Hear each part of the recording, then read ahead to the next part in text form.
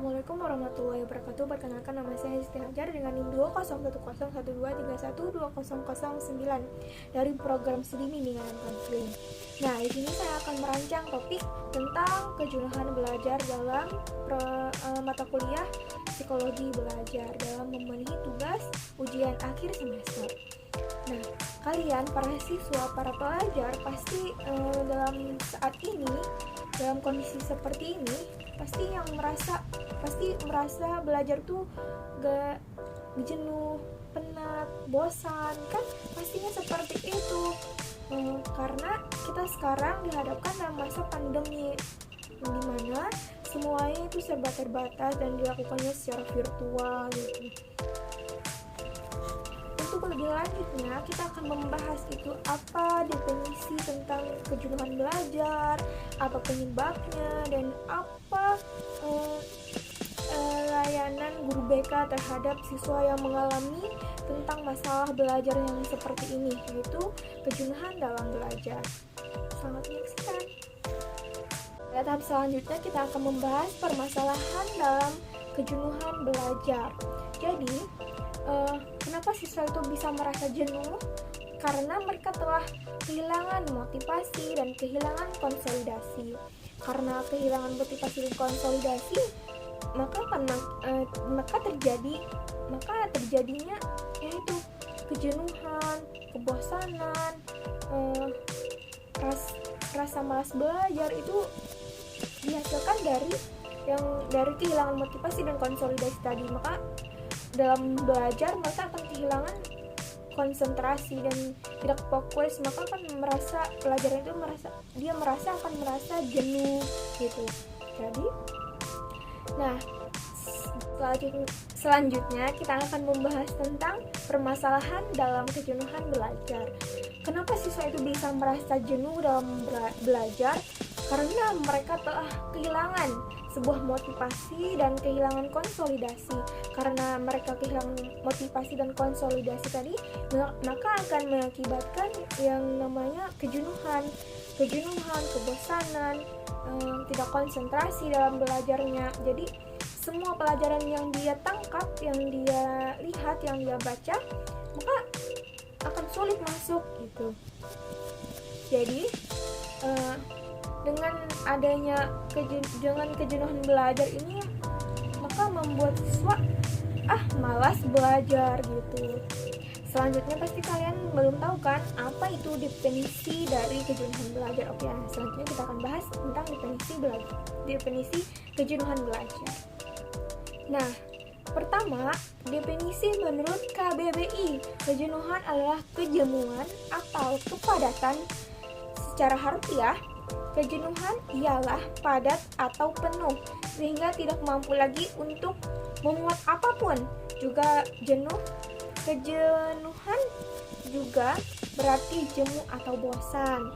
Itu menurut KBBI. Sekarang menurut Hakim T tahun 2010, kejenuhan belajar adalah suatu kondisi mental seseorang saat mengalami rasa bosan dan lelah yang amat sangat sehingga mengakibatkan timbulnya rasa enggan, lesu, tidak bersemangat atau tidak bergairah untuk melakukan aktivitas belajar.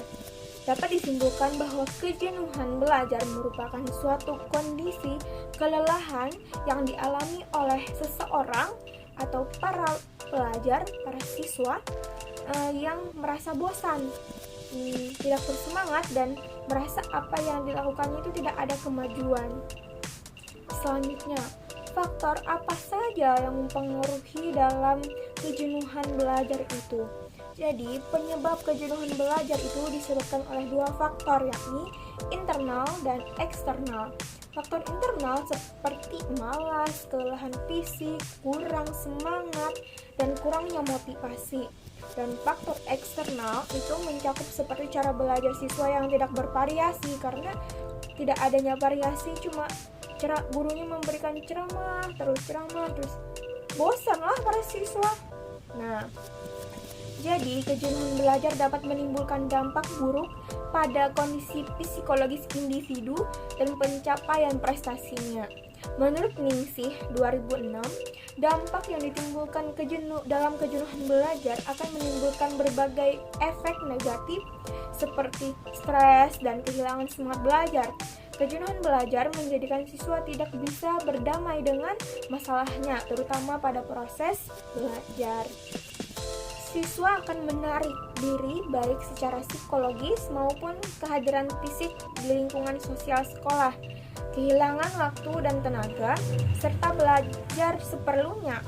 Ketika jenuh melanda siapapun, ketika rasa jenuh itu melanda siapapun, siswa mahasiswa, siapapun, maka dia akan merasa tertekan.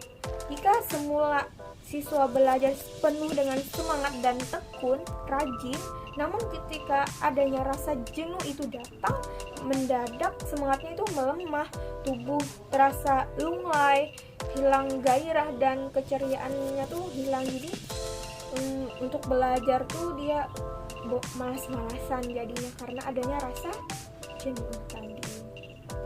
Nah, jadi untuk layanan guru BK, tahapan apa, layanan apa yang diberikan guru BK terhadap murid atau para siswa, para pelajar yang mengalami kejenuhan belajar itu, maka ini merupakan salah satu layanan guru BK terhadap siswa yang mengalami masalah belajar.